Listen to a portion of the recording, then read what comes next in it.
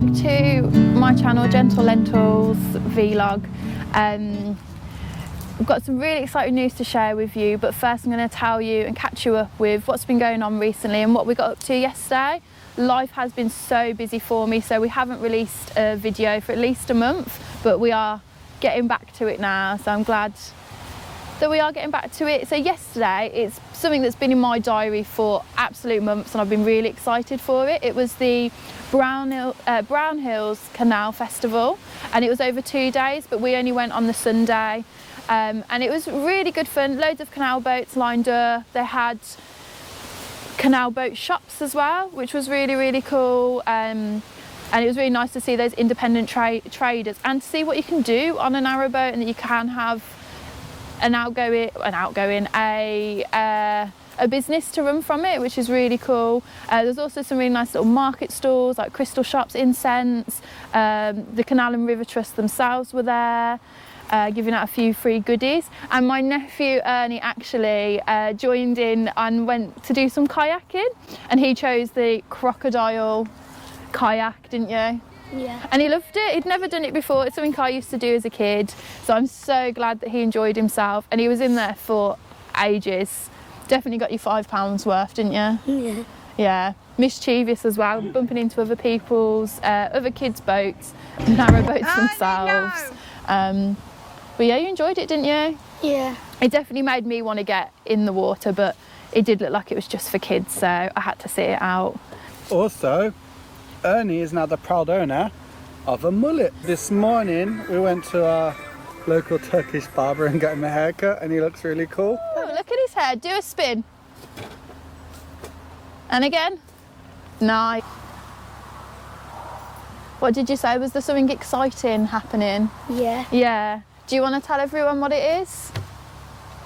Or do you want me to tell them? You can tell them. Okay, so from my very first video, I mentioned that I was really into tiny living, alternative living, maybe end up on a narrowboat. Well, that long dream has actually come true, and I now a very happy owner of a 20-foot Springer narrowboat that I've just moved into. There's so much work to be done, loads of renovation, making her my own boat, my own space. It's the first time I've ever lived alone or owned anything, and I'm just so overjoyed that I have my own little tiny home now, and I can't wait to show you what she looks like. The boat that I have, she's 36 years old, and she's a Springer 20-foot narrowboat, so a really, really small boat. They're not very common, so I'm really, really lucky that I have that type of boat, and it is perfect for me to start off with a oh, he's so cute. Oh, sorry. So she's really perfect to start off with, to get the grips of living on a narrowboat and taking her out on the waterways. When I've taken her out, I've already crashed her twice, so I couldn't imagine right now handling a bigger boat.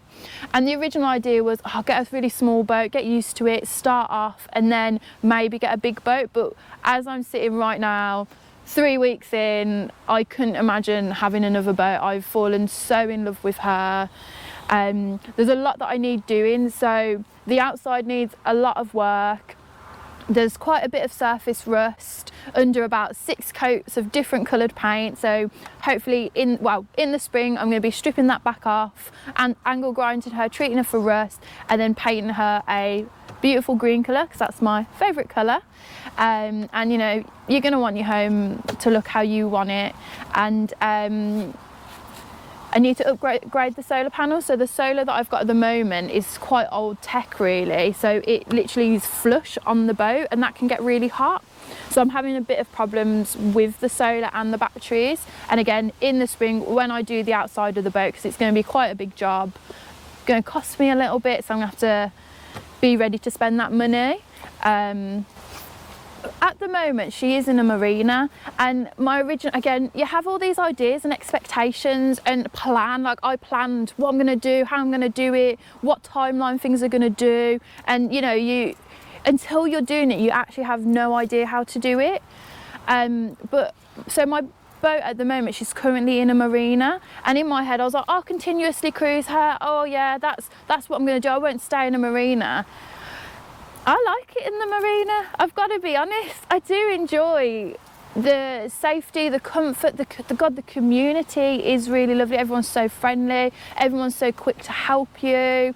There's a lot. It's a very pet-friendly marina. So I've made friends with about 7 cats, and there's one cat called Marmalade, and she's so cute. So I am very comfortable and happy on the marina, and it's really nice that because I work away with the nature of the work that I do, leaving her at the marina because she's so small and so distinctive, I know she's safe. Whereas if I was to leave her out on the cut, I'd have this intense anxiety because I worry about her because I love her so much. I worry about my car because I love my car. Not that anything's going to happen to my car, but with my boat, she's just so small, so unique. I'd worry. I'm a worrier. So I'm actually really enjoying marina life for now. We'll see. You don't know what the future holds, and I might go back to my original plan of, you know, continuously cruising her. But right now, marina life as I renovate her really works. And so when I go in the boat, after I want to paint the outside, upgrade the solar, upgrade the batteries. Inside, there's actually no, because she's so small, there's actually no toilet, no shower. Brush my teeth at my kitchen sink, which is tiny, so I've had to adapt a lot of living in such a small space. And like normal narrowboats, you know, if they're like the average narrowboat, I believe is, I've been told, is 57 foot, and that's quite comfortable living. That's going to have like a kitchen, a living room, whether it's open plan, a bathroom, and then like a bedroom, and you have space at the front and the back of the boat. With my, and that's like probably like a comfortable size flat really, if you equate it to a house, it'd probably be like a nice size flat and it's comfortable. I would say my boat is like the tiniest studio ever, and it's more akin to like a small camper van, how it's set up, that you know, everything doubles up as like 3 different things. So like I've got my tiny little kitchen, my tiny little oven, and then I've got a dinette that actually can become a seating area or a single bed. And then I've got like the tiniest wardrobe, and I will be putting a shower room back in. So I have a compost toilet. I'm going to be doing my research about that, but it seems the most suited to me. And then a bidet head rather than actual shower to conserve water, because my water tank is just so small. And then I've got my double bed, which at the moment, when I have family and friends around, I turn it back into 2 little sofas. So multiple stuff. You have multiple uses for everything that's in the boat. But I've got a lot of plans. I've already done a lot of painting to her, constantly organising, reorganising. I put some pictures on the wall. I've used a lot of command strips, I've never used so many command strips in my life, but it's just to make sure when she's moving about, because she rocks so much more than a larger narrowboat, just because she's lighter and any movement is just so much more sensitive. So she sways a lot. I've had other people go, God, that boat sways a lot, doesn't it? I'm used to it now. And it's quite funny actually, the first week that I spent on my boat, because I took up as a self-employed person, I gave myself a whole week off, and I literally spent it in the boat, and it was so hot, but I powered through. And then when I took time away from the boat, even when I was standing still or sitting still or anything, when I was on land, I just couldn't stop swaying. I felt really dizzy and sick. It was like I was drunk. So I'd like got my sea legs, but like I'd lost the ability to be on land. The only time where I didn't feel sick and dizzy and like I was swaying like you do on a boat was when I was driving. I've sort of got over that now, but there are moments where I do sway and feel a bit sick. But on my boat, I love the swaying. I sleep so well. I've got used to it. It's very comforting. But yeah, so far so good. I can't wait to give you a tour of my tiny home. It's a total dream come true. With my boat, as dreamy as she is, there's like already I've noticed extreme highs and lows of boat life. The dreaminess is of having the boat staying on my boat, living here, and just being so happy to have my own home. But then the extreme lows are, it's pouring down with rain, you can't do anything, you're inside, but I don't mind that. It's not at the extreme low, but like things going wrong, and they can go wrong quickly.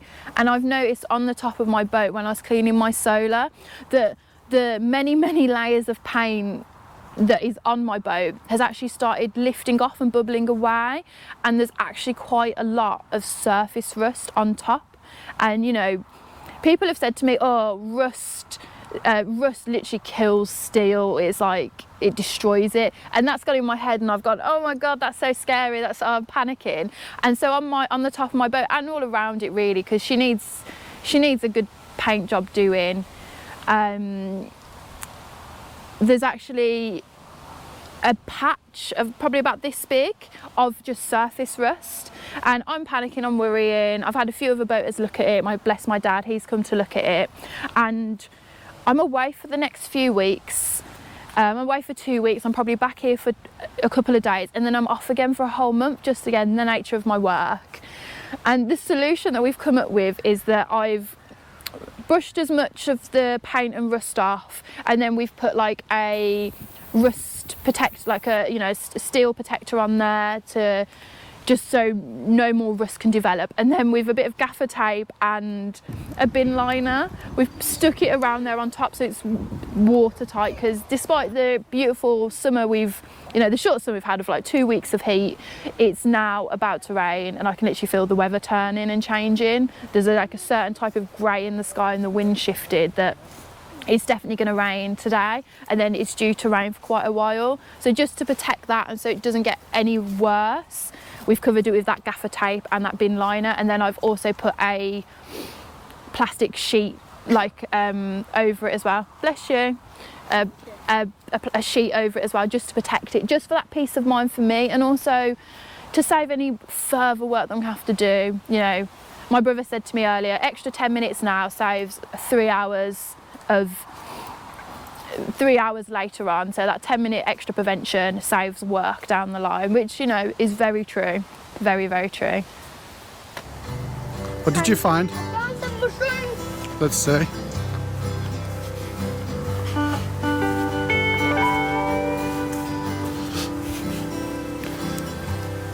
No, it looks like they've already been picked. Do you think it might be chicken of the wood? We'll take a picture and we'll get Cat to identify them. And if it's safe, maybe we could have some.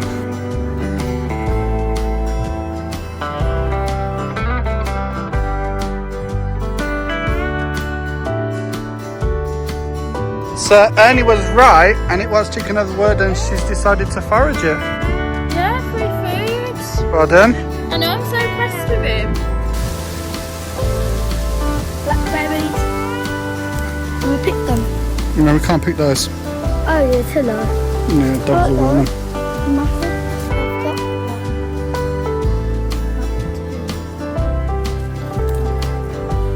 I can hold them for you.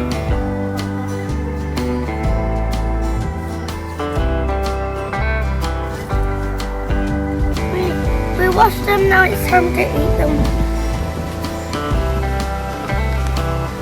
They any good? Yes. It's raining now, time to go home.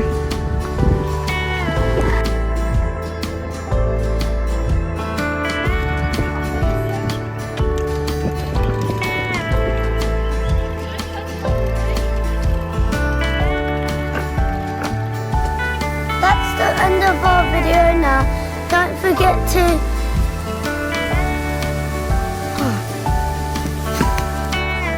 Don't forget to comment, like and subscribe, and we'll see you on the next video. See you next time. Bye. bye.